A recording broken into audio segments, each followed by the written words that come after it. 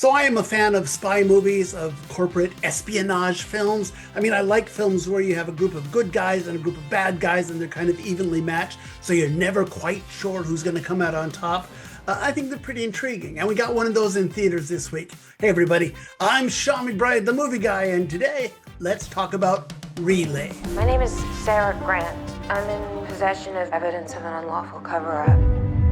There are a number of whistleblower support organizations. No, I just want to give everything back. There are official channels, but there are unofficial ones. Who is he?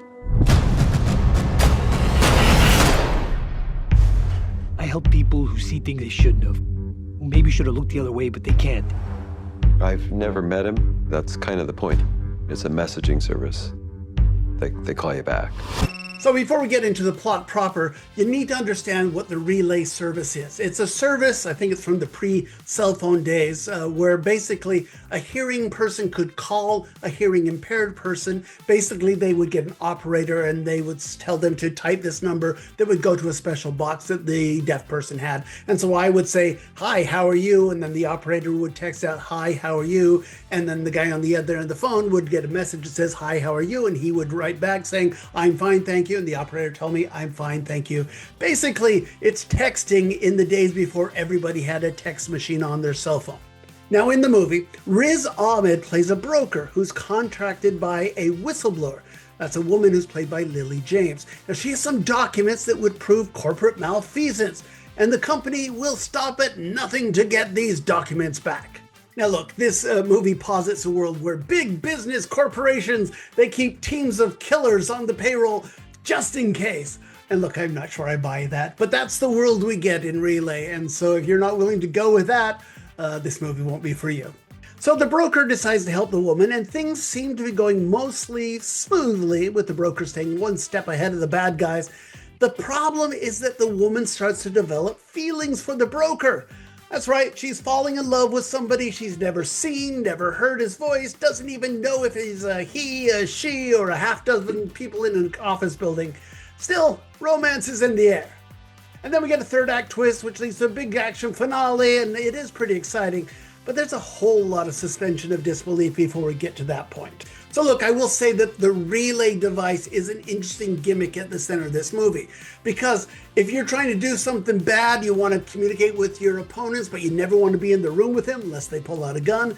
It's a very useful device, but for a dramatic purpose, it keeps the film at an emotional distance. We spend all this time, the first 45 minutes of this movie, Riz Ahmed doesn't say anything. He just sits there and types. And I'll give the filmmakers credit. It was pretty intense. I liked it, even though I thought, oh, I'm not really getting into this guy's character other than Riz Ahmed's facial expressions. And I think he does a pretty good job there. Now, the problem obviously comes with that romance. That romance just does not work here. Lily James suddenly developing feelings for this guy. As soon as that starts to happen, I thought, why? How is this happening? Do people fall in love this way? No, they don't. That doesn't feel real at all.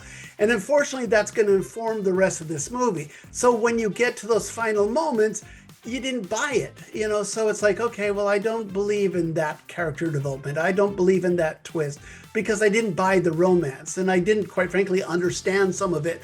I mean, I'm not sure when she really started to figure out who he was or how she started to figure out who he was, but it just didn't work for me. And like I say, so we get to that twist, that big third act twist, and it doesn't really work. We have lots of plot holes along the way too. If you take a second and think about what's going on in this movie, there's lots of things that they could have done to track this guy down had they just thought it out. Why are they wiretapping and trying to get into his phone? Just wiretap the Relay service. I mean, it seems like there were more effective ways to get to him. Lots of plot holes, and the twist doesn't work. And so this film does kind of fall apart in the end. But I will say this, the end with the action, with the gunfights and the chases and the explosions, that's all pretty exciting stuff. I think it ends on a definite high note.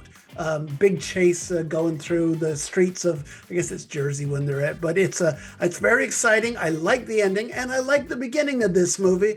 I did a good job building up the romance, but ultimately, Relay is a film that has that middle that is so messed up and weird that it kind of means that the film can never achieve the highs that it was promised. So I think it's okay. I just don't think it's a great movie. I'm going to give Relay 2.5 stars out of 4. I was so taken with this movie at the beginning because I thought, how am I so invested in this story given that our hero hasn't said any words yet? He's just typing. I mean, that's a great job of acting to get me to care about this guy without actually hearing his voice. But Riz Ahmed, give him credit. He does a very good job. He's got a lot of great facial expressions there. I like the beginning. I just didn't like the middle. But hey, that's me. What do you think? Feel free to comment below. And of course, follow me and subscribe here. And feel free to comment on anything you hear me say. Love to contact with you more. And of course, subscribe to my podcast, Two Movie Guys. Every week, we go into more detail on all of the film's big new movies. Just search for Two Movie Guys. That's the number 2 Movie Guys, wherever you get your podcasts. Okay, we're just getting started on this week's slate of big new movies. And speaking of big movies, next time out, we're going to talk about a big movie, one of the highest grossing movies of all time. That is the English dub of the Chinese film Ne Zha 2. We'll talk about that next. See you then. Bye.